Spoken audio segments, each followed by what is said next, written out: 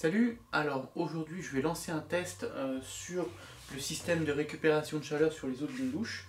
Un test qui va être différent des deux précédents parce que les deux précédents, lorsque j'ai lancé des tests, en fait le système avait été réchauffé toute la nuit par la température ambiante de la pièce, donc on avait un système à peu près 20 degrés. Alors que là le test va être un petit peu différent. Je viens de chasser toute l'eau qui était à 20 degrés. Et je viens de simuler en fait comme si une douche avait déjà été prise. Donc là maintenant, je vais tester le système comme si j'étais le deuxième utilisateur à prendre une douche. Ce qui fait que l'arrivée d'eau sera déjà froide et ce qui va se passer, c'est que la température cette fois-ci va augmenter. Et du coup, l'idée c'est de voir un petit peu ce qui se passe. Donc pareil comme dans la vidéo précédente, je vais lancer l'enregistrement des mesures et puis par-dessus je rajouterai ma voix pour commenter l'enregistrement des mesures. Allez, c'est parti. Connect. Je rafraîchis les colonnes et c'est parti. Voilà, donc là on a des nouvelles valeurs. Et là maintenant je commence à prendre la douche. Donc on a toujours un débit d'eau froide à 0 parce que je mets l'eau chaude à 100% au tout début. Et là ça monte et on a un débit d'eau froide qui monte à 62 litres. Voilà, et donc on a une montée progressive de la sortie d'échangeur. Ça monte. Et puis, donc on monte quand même à 15 degrés, on monte encore.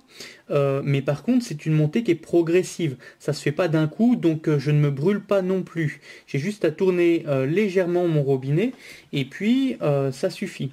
Voilà, donc là on récupère 1105 watts, 16,5 en sortie d'échangeur, 1294. Là on a une récupération qui est quand même balèze.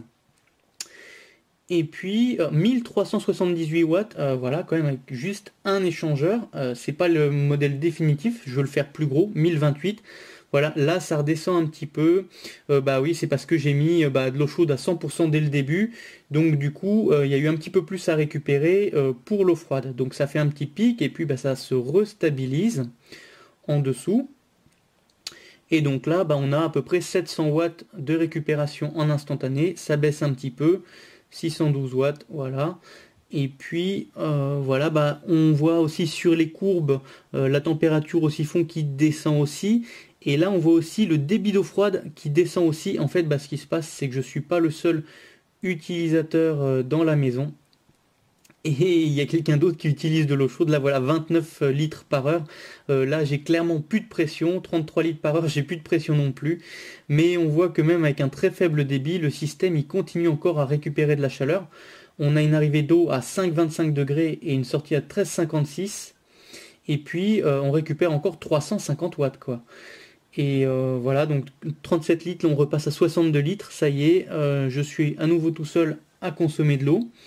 La température d'arrivée d'eau froide, elle a rechuté un petit peu, bah oui, parce que elle avait commencé à se réchauffer vu que la partie dans la maison avait commencé à se réchauffer entre le temps de la précédente douche et celle-ci.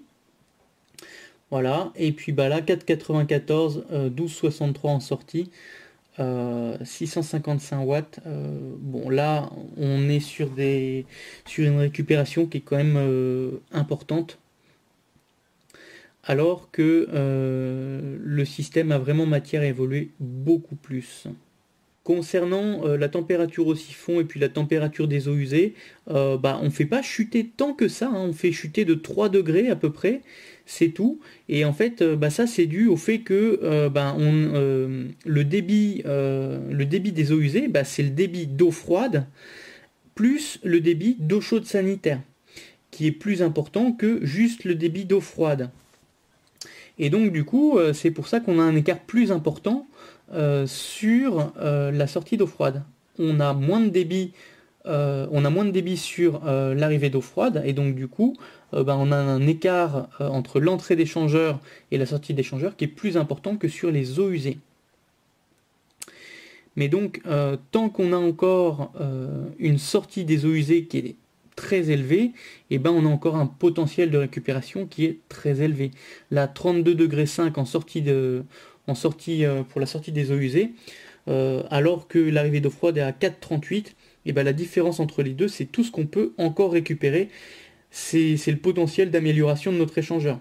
Et là, juste avec ces 3 degrés de récupération, on a 690 watts de récupéré en instantané. Voilà, donc là maintenant, bon bah la douche se continue, les valeurs continuent d'évoluer, et puis ça avance encore. Voilà, donc là j'ai plus vraiment grand chose à ajouter, donc du coup je vais mettre le reste de la vidéo en accéléré. On aura toujours le temps, on pourra voir le temps qui avance, les températures, la puissance, ça ira juste un petit peu plus vite. Voilà, donc je vous laisse avec la fin de cette mesure, et puis je vous dis à tout de suite pour la prochaine vidéo.